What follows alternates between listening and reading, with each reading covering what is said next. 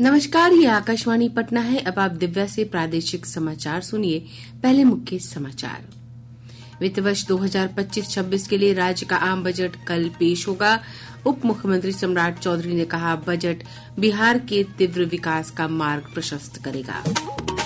निर्वाचन आयोग ने स्पष्ट किया, मतदाता फोटो पहचान पत्र EPIC संख्या समान होने का मतलब फर्जी मतदाता नहीं। पंजीकृत मतदाताओं को विशिष्ट EPIC संख्या आवंटित की जाएगी।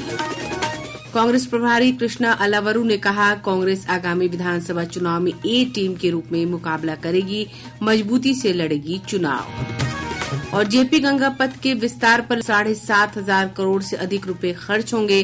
विस्तार के बाद पथ की लंबाई 20.5 किलोमीटर से बढ़कर 142 किलोमीटर हो जाएगी। अब समाचार विस्तार से। वित्त वर्ष 2025-26 के लिए राज्य का आम बजट कल पेश किया जाएगा। उप मुख्यमंत्री सह वित्त मंत्री सम्राट चौधरी विधानसभा में बजट प्रस्तुत करेंगे। श्री चौधरी ने आज पटना में कहा कि आने वाला बजट बिहार के तीव्र विकास का मार्ग प्रशस्त करेगा। कल पूरी तरह बिहार के विकास के लिए माननीय मुख्यमंत्री जी ने जो ड्रीम रखा है, उस पूरे को प्रेजेंटेशन हम लोग बिहार विधानसभा में देंगे। वहीं 4 मार्च को राज्यपाल के अभिभाषण पर चर्चा और सरकार का उत्तर होगा। 5 मार्च से बजट पर सामान्य विमर्श होगा। 6 मार्च को बजट पर सामान्य विमर्श के साथ ही सरकार का उत्तर भी होगा। 28 मार्च तक चलने वाले इस सत्र में कुल 20 बैठकें होंगी। राजद के वरिष्ठ नेता तेजस्वी यादव ने बजट में दिव्यांग, वृद्ध और विधवा पेंशन को बढ़ाने की सरकार से मांग की है। आज पटना में संवाददाताओं से बातचीत करते हुए श्री यादव ने कहा, सरकार को बजट में महिलाओं के कल्याण के लिए आवंटित राशि में बढ़ोतरी करनी चाहिए। लेकिन कल बिहार का बजट आ रहा है तो हम लोगों की मांगे हैं और हम लोग चाहते हैं कि ये बजट में सरकार जो है इन चीजों को इंक्लूड करे। तो हमारा पहला मांग है, चाहे वृद्धा पेंशन हो, दिव्यांगों का पेंशन हो या विधवा पेंशन, इसको 400 से बढ़ा करके जो है 1500 रुपए किया जाए। बिहार में 65% जो हमारी माताएं बहनें हैं उनको खून की कमी है और महंगाई से परेशान है। 2500 रुपए उन माताएं बहनों के खाते में दे ताकि उनमें कोई खून की कमी ना हो। भाजपा के वरिष्ठ नेता और केंद्रीय मंत्री गिरिराज सिंह ने दावा किया है कि एनडीए पूरी तरह एकजुट है। श्री सिंह ने गया में संवाददाताओं से बातचीत करते हुए कहा कि बिहार की जनता अब राष्ट्रीय जनता दल को नकार चुकी है। नेता प्रतिपक्ष तेजस्वी प्रसाद यादव की आलोचना करते हुए कहा कि अब बिहार के वोटर जंगल राज की वापसी नहीं होने देंगे। श्री सिंह ने कहा कि राज्य के लोगों को नीतीश कुमार के नेतृत्व में हो रहे विकास पर भरोसा है। ये बिहार की सरकार नीतीश कुमार की सोच और नरेंद्र मोदी का सपोर्ट वाली सरकार है। जैसे बिहार में सड़कों का जाल बिछ गया, बिहार में जितने लाइन थे सबको डेवलप कर गया, नवादा जैसे डबल लाइन हो गया, क्यों नवादा, बिजली लग गई, अब लोग धकाधक चल रहे हैं, अब फटाफट काम कर रहे हैं। और तेजस्वी जी, आपके कहने से बिहार की जनता फिर से अंधेरे में नहीं रहेगा, लालटेन युग में अब फिर से उजाले में है और उजाले में। भाजपा के वरिष्ठ नेता और केंद्रीय शहरी विकास और आवास राज्य मंत्री तोखन साहू ने आज कहा कि केंद्र की एनडीए सरकार समाज के सभी वर्गों को साथ लेकर चल रही है। उन्होंने कहा कि प्रधानमंत्री नरेंद्र मोदी ने सबके साथ सबका विकास के लिए काम किया है। श्री साहू आज पटना के श्री कृष्ण मेमोरियल हॉल में एक सामाजिक सम्मेलन को संबोधित कर रहे थे। समारोह को छत्तीसगढ़ के उप मुख्यमंत्री अरुण साव ने भी संबोधित किया। सम्मेलन में भाजपा के प्रदेश अध्यक्ष डॉक्टर दिलीप जायसवाल समेत पार्टी के अन्य वरिष्ठ नेता उपस्थित हुए। छत्तीसगढ़ के उप मुख्यमंत्री अरुण साव ने दावा किया है कि आगामी बिहार विधानसभा चुनाव में एक बार फिर एनडीए की सरकार बनेगी। आज पटना में आयोजित कार्यक्रम के बाद संवाददाताओं से बातचीत में श्री साव ने कहा, एनडीए की डबल इंजन की सरकार में लगातार विकास कार्यों को पूरा किया जा रहा है।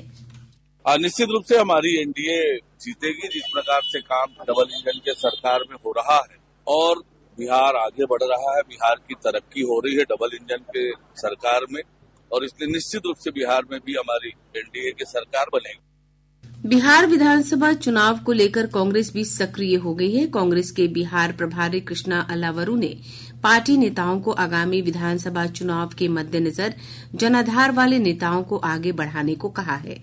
वे आज सदाकत आश्रम में पार्टी नेताओं के साथ बातचीत कर रहे थे।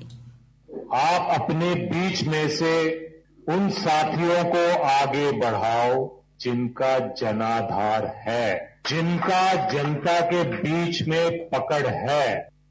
बिहार प्रभारी बनने के बाद तीसरी बार पटना पहुंचे श्री अलावरू ने कहा कि कांग्रेस अब बी टीम बनकर नहीं बल्कि ए टीम बनकर चुनावी मैदान में उतरेगी। कांग्रेस इस बार बिहार की जनता की ए टीम बन के काम करना चाहती है और संगठन को मजबूत करना चाहती है और आने वाले दिनों में चुनाव में अच्छे परिणाम देना चाहती है।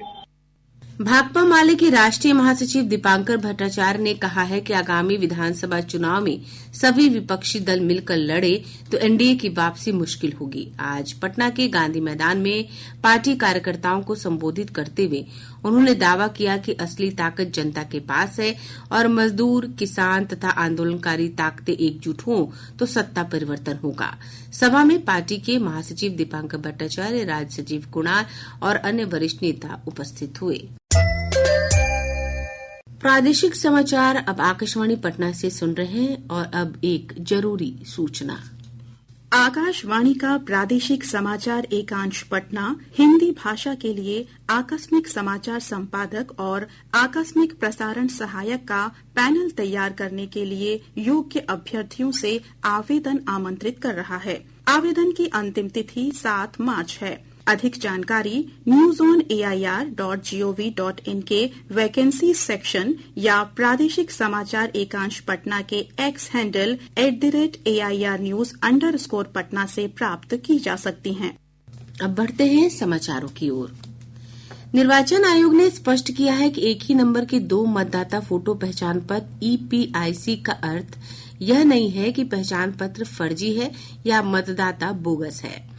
आयोग ने एक बयान में यह बात कही। इससे पहले मीडिया की खबरों में 2 अलग-अलग राज्यों में मतदाताओं के एक ही नंबर के मतदाता फोटो पहचान पत्र का मुद्दा उठा था। एक रिपोर्ट। आयोग ने स्पष्ट किया है कि कुछ मतदाताओं की EPIC नंबर एक हो सकते हैं, लेकिन जनसांख्यिकी, विधानसभा निर्वाचन क्षेत्र और मतदान केंद्र जैसा अन्य ब्यौरा अलग होता है। निर्वाचन आयोग ने कहा कि मतदाता जिस राज्य या केंद्र शासित प्रदेश की मतदाता सूची में नामांकित हैं, वहां वे अपने निर्वाचन क्षेत्र में निर्धारित मतदान केंद्र पर ही वोट डाल सकते हैं। इसके अलावा मतदाता कहीं और वोट नहीं डाल सकते। आयोग के अनुसार मतदाता सूची के डेटाबेस को एरोनेट प्लेटफॉर्म पर स्थानांतरित करने से पहले विकेंद्रीकृत और मैनुअल व्यवस्था के कारण अलग राज्यों और केंद्र शासित प्रदेशों में कुछ मतदाताओं को एक ही संख्या वाले मतदाता फोटो पहचान पत्र आवंटित हो गए थे। निर्वाचन आयोग ने ये भी स्पष्ट किया है कि पंजीकृत मतदाताओं को विशिष्ट EPIC नंबर आवंटित करने का निर्णय लिया गया है। सुपर्णा की रिपोर्ट के साथ समाचार कक्ष से आकर्षिता सिंह। पटना के जिलाधिकारी डॉक्टर चंद्रशेखर सिंह ने कहा है कि जेपी गंगा पथ के विस्तार पर 7,500 करोड़ से अधिक रुपए खर्च होंगे। इसकी मौजूदा लंबाई 20.5 किलोमीटर से बढ़कर 142 किलोमीटर हो जाएगी। इसका विस्तार कोइलवर के वीर कुंवर सिंह सेतु और पूरब में मोकामा तक किया जाएगा।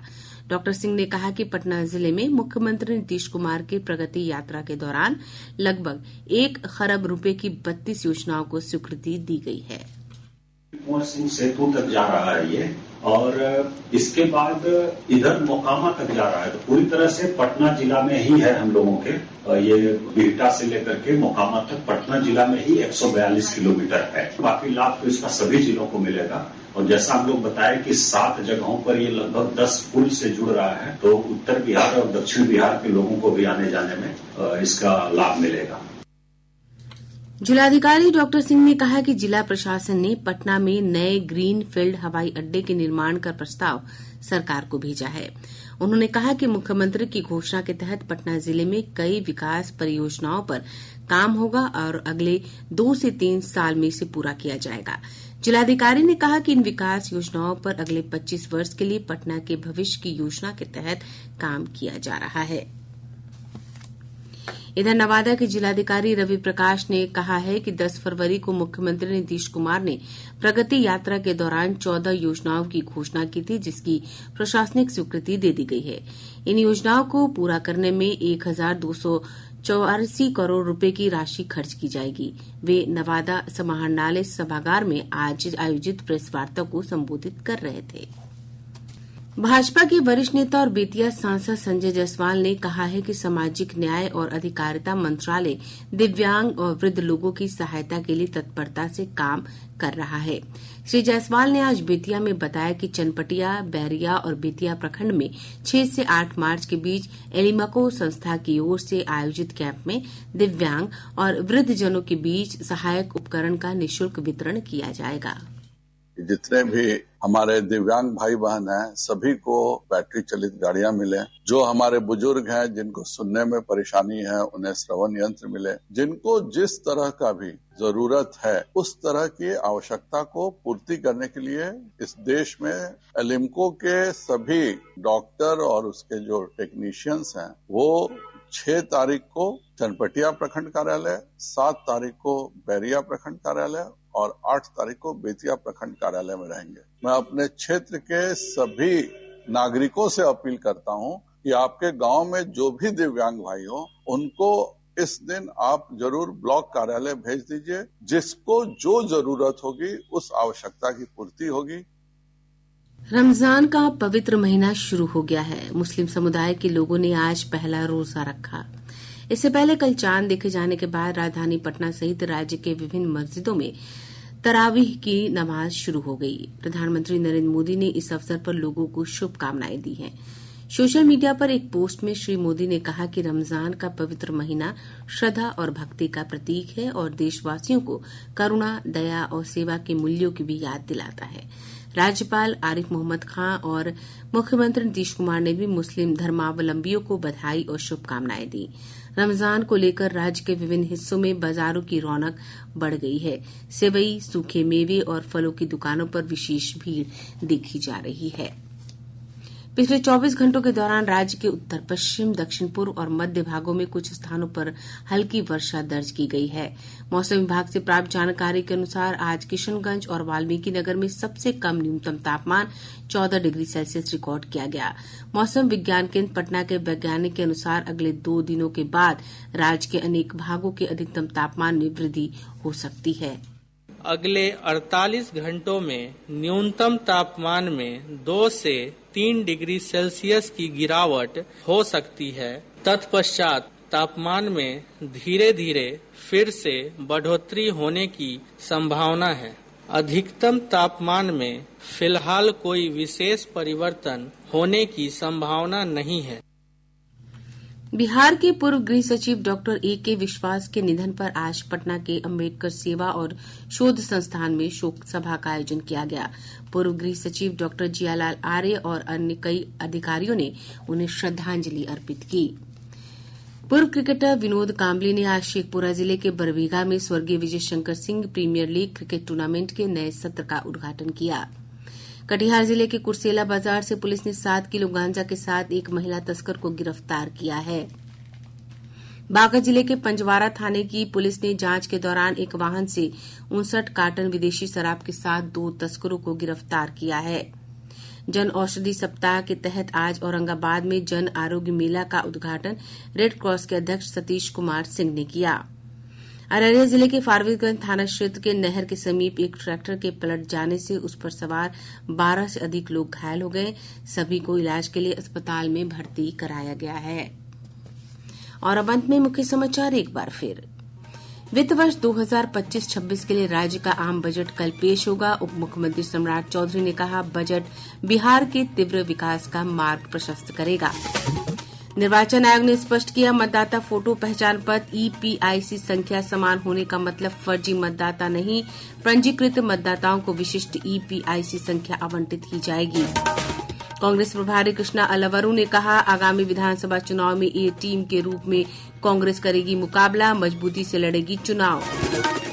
और जेपी गंगा पथ विस्तार पर 7,500 करोड़ से अधिक रुपए खर्च होंगे। विस्तार के बाद पथ की लंबाई 20.5 किलोमीटर से बढ़कर 142 किलोमीटर हो जाएगी। इसके साथ ही आकाशवाणी पटना से प्रसारित प्रादेशिक समाचार का ये अंक समाप्त हुआ। आकाशवाणी पटना से अगला समाचार बुलेटिन प्रातः 8:48 से प्रसारित किया जाएगा।